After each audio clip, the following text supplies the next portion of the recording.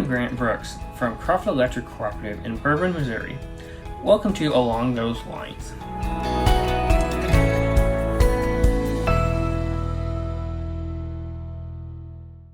This episode's sponsor is IP Keys Power Partners, who wants you to know that IP Keys is a cybersecurity expert trusted by government agencies who can help you increase utility network resiliency and propel DERMS technology. Learn more at ipkeyspowerpartners.com. Hi, everyone. This is a podcast about electric cooperatives, the work they do, and the challenges they face. I'm your host, Scott Hoffman. Cybersecurity has been an ongoing concern for businesses, including electric cooperatives, for decades.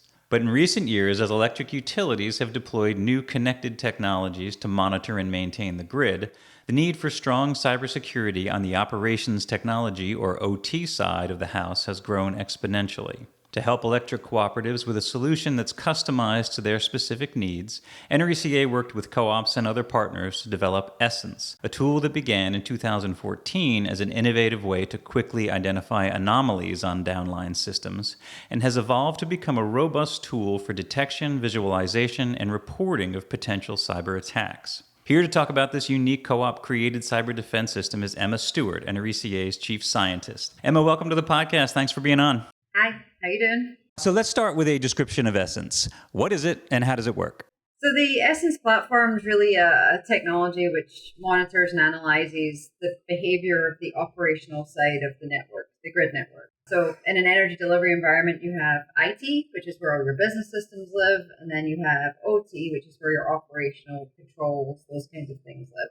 Essence is designed to monitor the OT side of the house, so basically where the rubber meets the road, and then give you visualization through a passive monitoring system of what's happening in your network. Is it real? Is something else happening? Allows you to see anomalies. So if, say, something in your grid physics is changing, like somebody opened a switch, some kind of automation operated, there should be a communications angle and there should be a grid physics angle. It gives you a view of both of those and can tell you if one is doing something and the other one isn't. There's a really good chance that there's been some form of cyber attack on your system. So it gives an operator a view almost like a big red dot to say if something is wrong, please go take an action of this. And super important though, it's all passive monitoring. There's no active action we take. So basically it's not probing the network, it's just giving you this view of your network.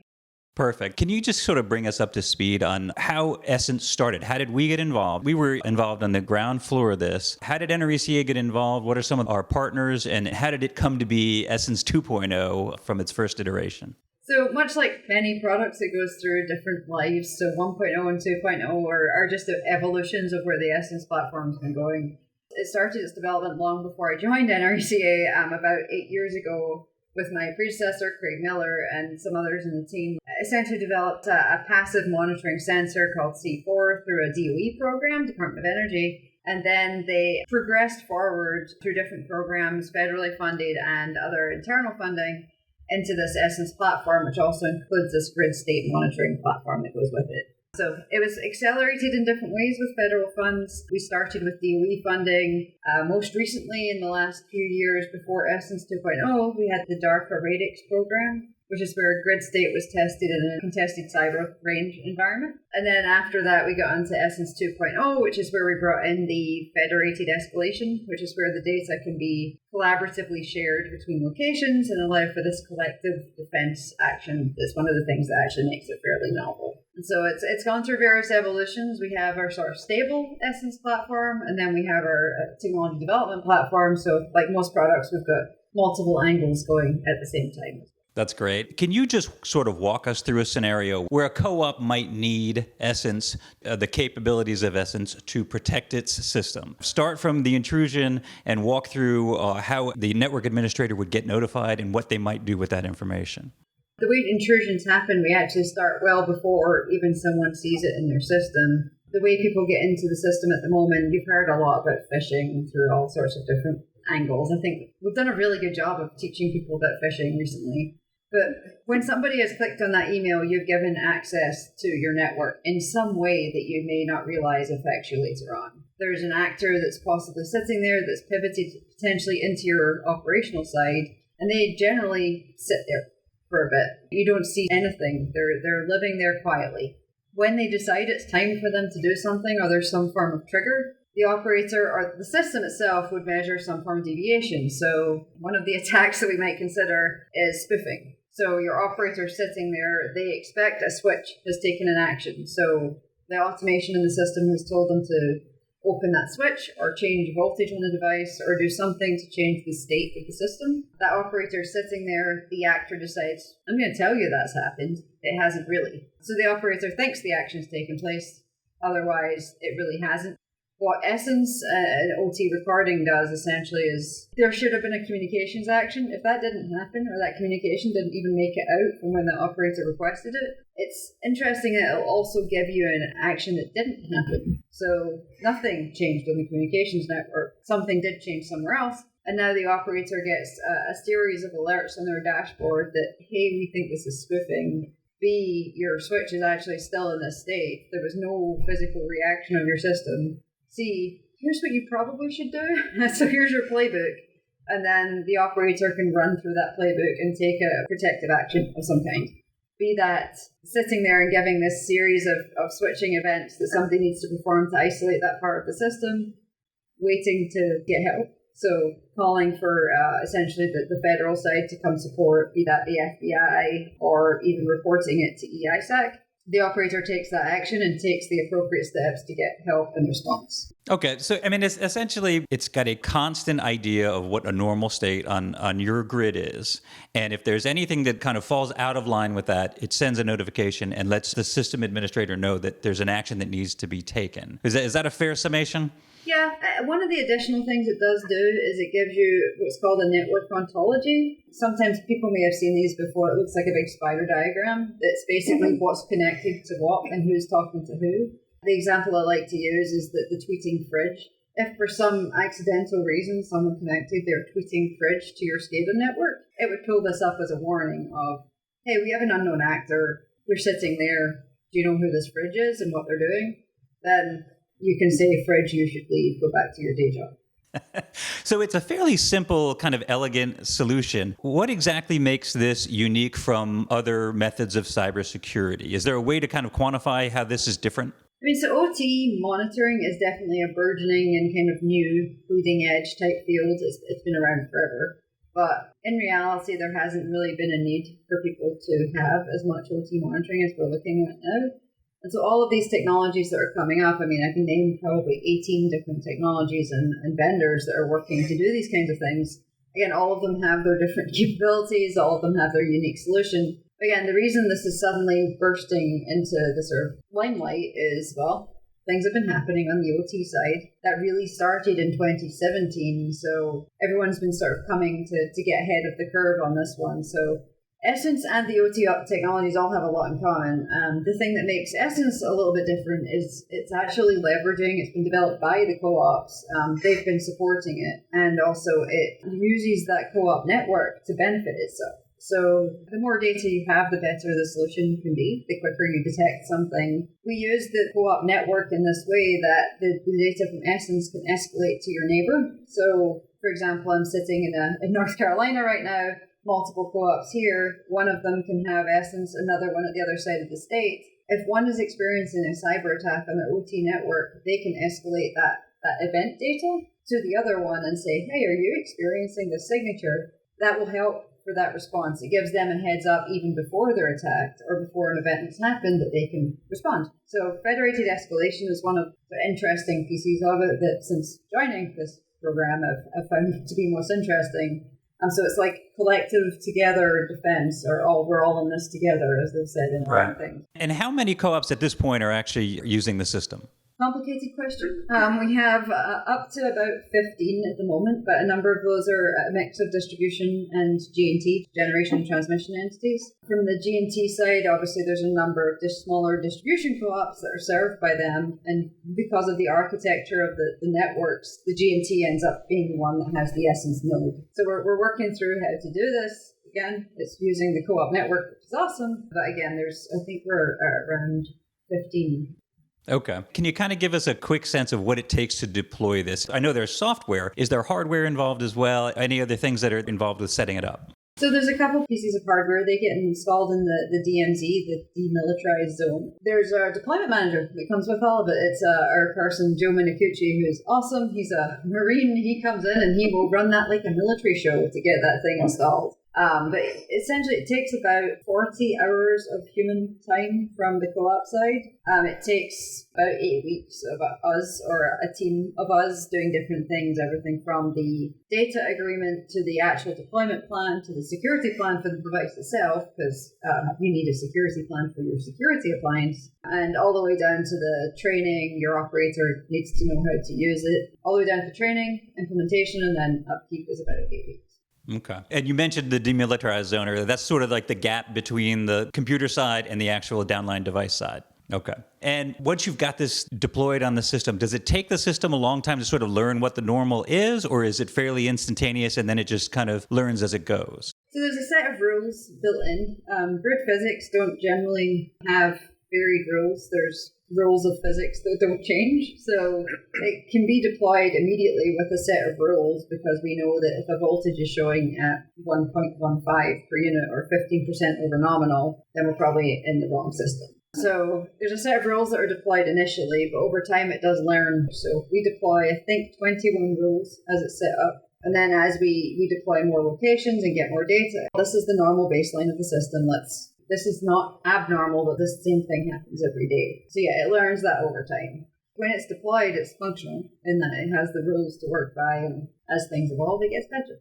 Right. It sounds like this system can actually be used for more than just cyber. It sounds like it can be used for sort of system monitoring as well. Is that true? It could be. I think there's a lot of platforms for just plain system monitoring that have been out there. So one of the things we've talked about is, how do we become interoperable with them? Because we don't necessarily want to reinvent the wheel. So it'd be better for us to evolve and work with the platforms that do system monitoring. That's something we've been working on as part of maybe the 3.0 version. We start having system interactions come in. And would it be useful for a non-utility user? Are there applications for like banks or insurance companies, things like that? It can be useful for different aspects of energy delivery. It's really designed for energy delivery systems.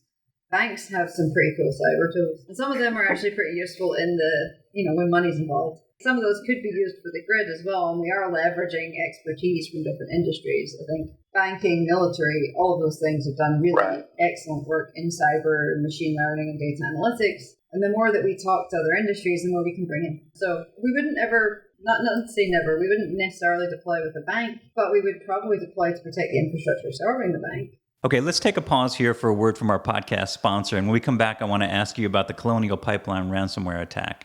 Along Those Lines is made possible by IP Keys Power Partners, who wants you to know that IP Keys can improve your cyber posture while increasing DERMS resiliency in your network. As the number of DERMS IoT devices increases, so does the number of vulnerability points. Learn more about how IP Keys solutions with continuous network monitoring can help you improve your network's resiliency and cyber posture to mitigate the risk of a cyber attack and secure your critical infrastructure. Visit them at ipkeyspowerpartners.com. I'm Jessica Johnson from Poudre Valley REA in Fort Collins, Colorado. You are listening to Along Those Lines.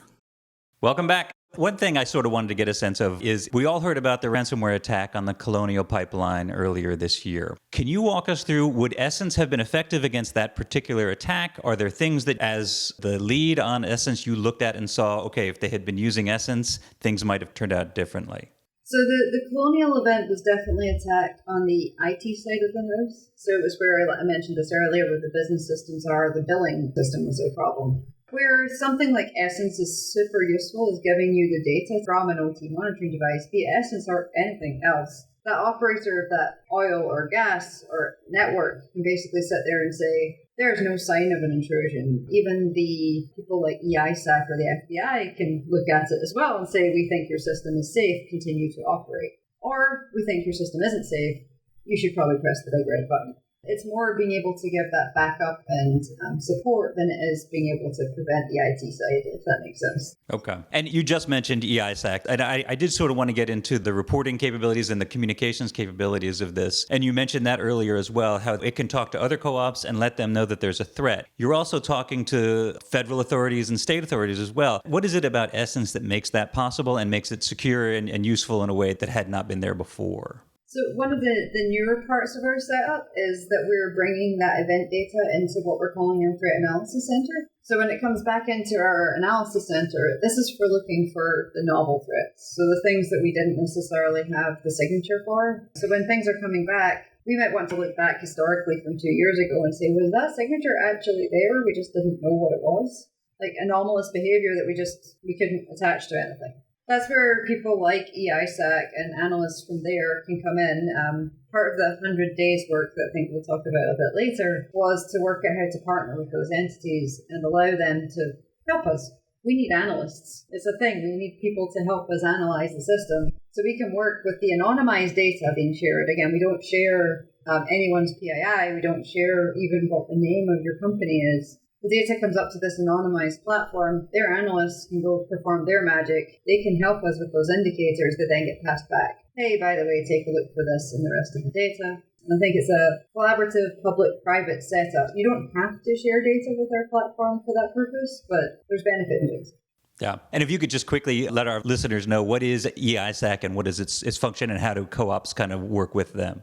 EISEK is the Electric Information Sharing and Analysis Center. There's a number of different EISEK entities, and they basically are the analysis team. They perform in-depth, both high-side classified analysis and open analysis. They get all of the reports of what's going on in the grand cyber world and essentially do analysis to say, here's a public report of what's going on.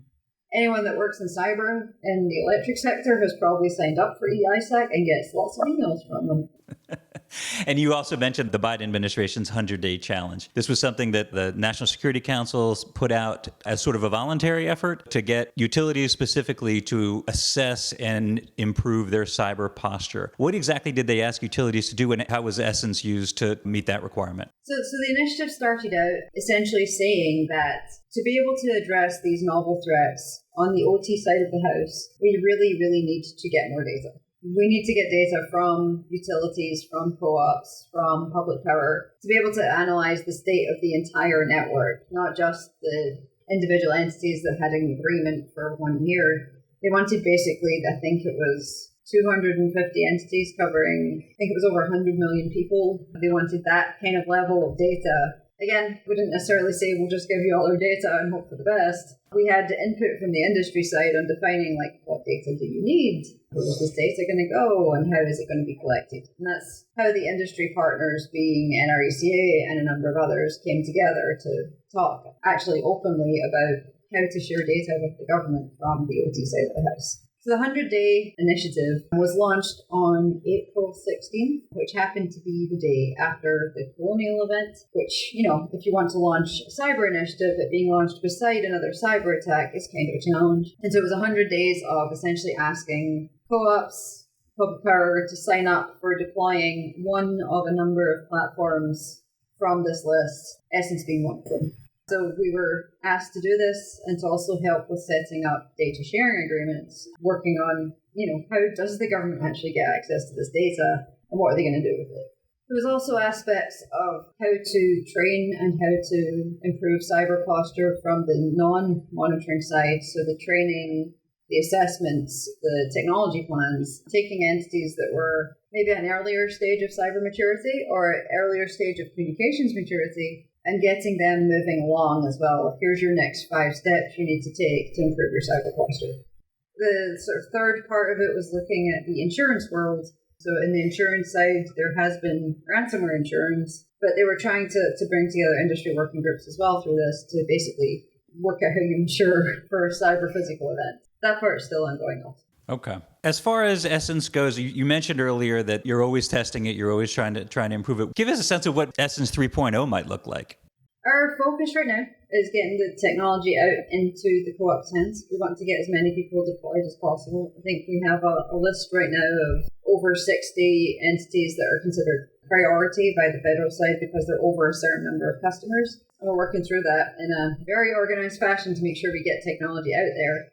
Interesting trying to deploy in the middle of a pandemic because it does require people to go to certain places. So we're working through that. We've worked out new remote deployment capabilities where we essentially talk someone through installing it themselves, which is an interesting outcome. So that's worked out well. But so our priority now and probably for the next few months is making sure it gets out into the right hands because, like I said, more data is better for the development. Following that, the stand-up of our Threat Analysis Center is the big piece, getting analysts that can work in there and also making the right partnerships with the federal side so that we get that whole center and the whole workflow together so that everyone's got the right data and we're just moving forward.